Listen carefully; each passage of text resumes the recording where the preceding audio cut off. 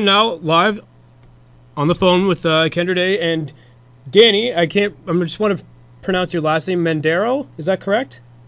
No, close. That was good. Medrano. There you go. Well, I apologize for mispronouncing it the first time.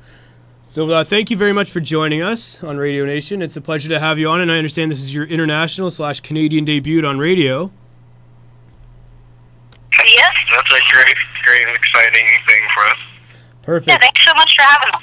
No worries. Well, we'd like to thank you again for coming on the air. It's a lot of fun. We always like to feature people from different parts of the United States and Canada on our show, and try to get artists that us here in Canada we don't necessarily hear about because we're up north, and you guys don't really hear about what we're doing up here. So we try to balance it out both ways here, and we try to have a lot of fun with it. So let's talk about you guys as a band, Kendra and the Knights. So kind of talk to us about how you got together as a band and how this all started. She probably has a better explanation than I do, so I'll let her do that one. Well, it kind of just started, I was doing open mics and just playing wherever I could, and I started getting some shows, so the band kind of gradually came together. Actually, Danny here, I think, came to 2 of our shows before he ended up joining us. And so it's kind of been an evolving project, but yeah, really got a solid band together, and it's good. Perfect. And now your song "Letting Go," which is an EP, has sold many copies, and I'm taking some of this information off the site. But you've also been featured on some radio stations locally in your area. Do you want to talk to us about those experiences and what that's been like for you? Yeah, it's been really cool.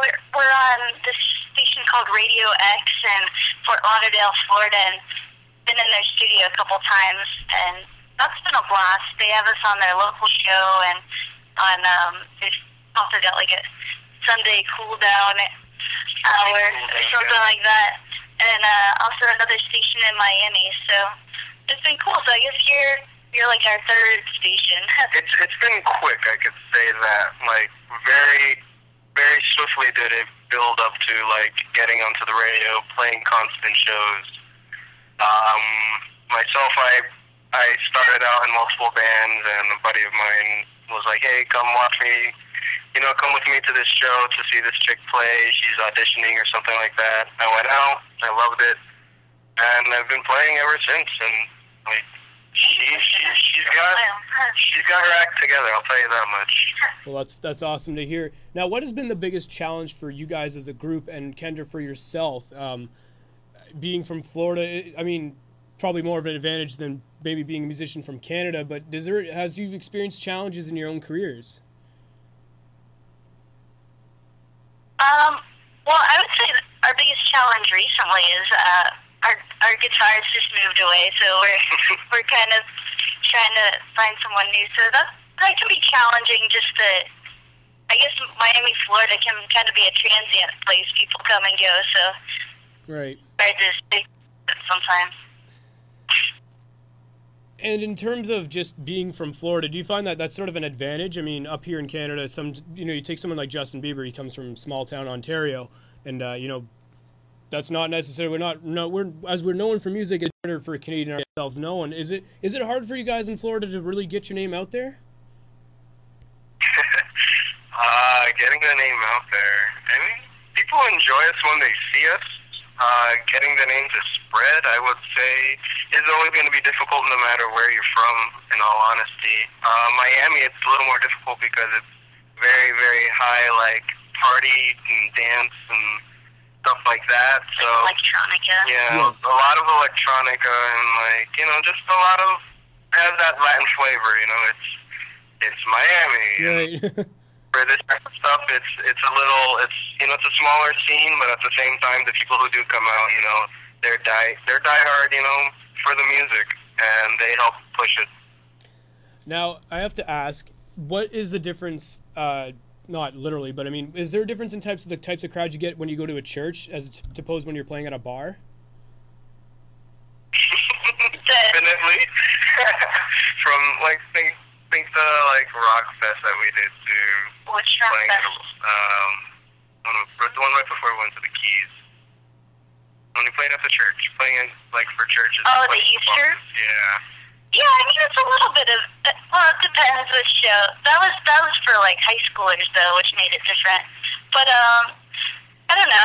I would say just try and like, I guess, have a little something for everyone. So then, you know, it can appeal in bars and it can appeal in churches and stuff. So then, you know, we can go anywhere and just be able to relate to people. So I think that's pretty cool.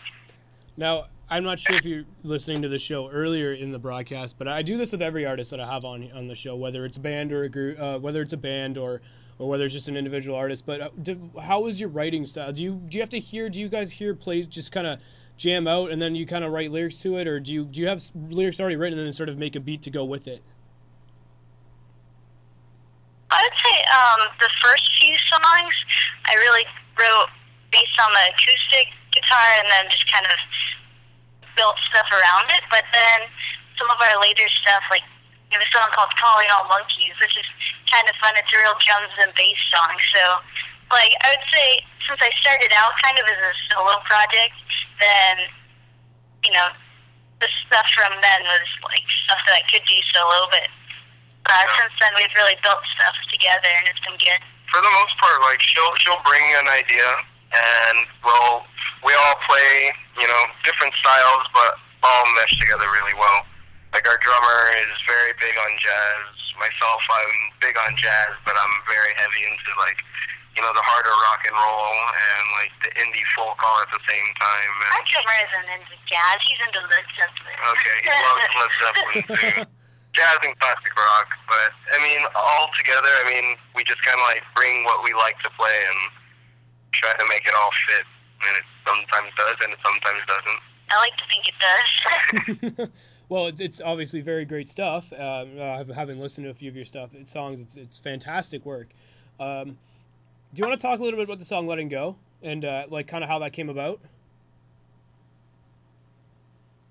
Yeah, I guess that was a song that I think I initially wrote it like 4 or 5 years ago, and then decided that I really wanted to form at least one song like really tight in the studio. So I did that, and as far as that recording, I played guitar and bass, and I sang on it, and I had my friend Sam, who plays with us now. She plays violin. We recorded her like 9 times, so she's like a small orchestra.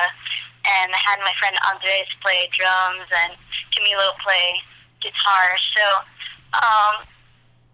I guess it was like a song that I wrote a while ago and then just really formed, and I really think it turned out pretty well, and it's been good, I think, hopefully. Yeah, no, definitely. Well, perfect. And so we're gonna play that. We're gonna play that song. That's the song we're gonna feature on the show tonight. And then, of course, I don't know if you really know how it works here, but here what we do at Radio Nation is we play one song, and then we'll feature that song through other shows. Like we'll play them in part of a regular track, and then we will play other songs by you guys. And so, you know, the listeners don't just get to hear one song; they'll hear a couple songs from you guys, and they'll get to know who you are. And you know, in a few months we'll interview you again, and we'll see where you are in your career. So, before I finish off the interview, is there any upcoming events that fans should be aware of that you guys are doing in the very near future or in the summer that we should be aware of? I mean, I think for all of our upcoming stuff, it's mostly in our area. Maybe sometime we'll come up to Canada or something. Oh, yeah, definitely. If you have any information on that, you know, hit us up on the website, and, you know, we'll get back to you. Yeah, for sure. Well, there's always lots of venues up here, so if you ever want to take a nice little road trip north of the border, you can feel free and come out and see your show. Yeah, you guys are at Centennial College, right? That's correct. Do you have much shows at that college?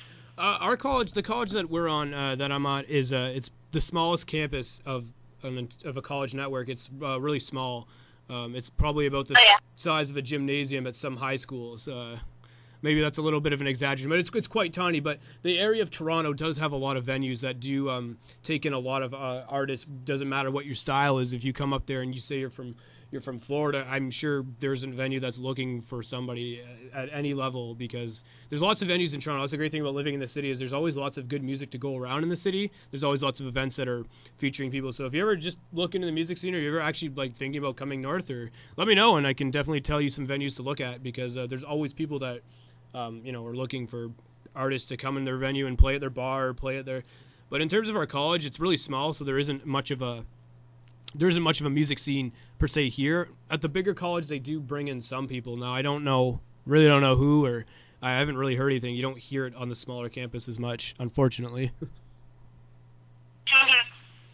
All right, so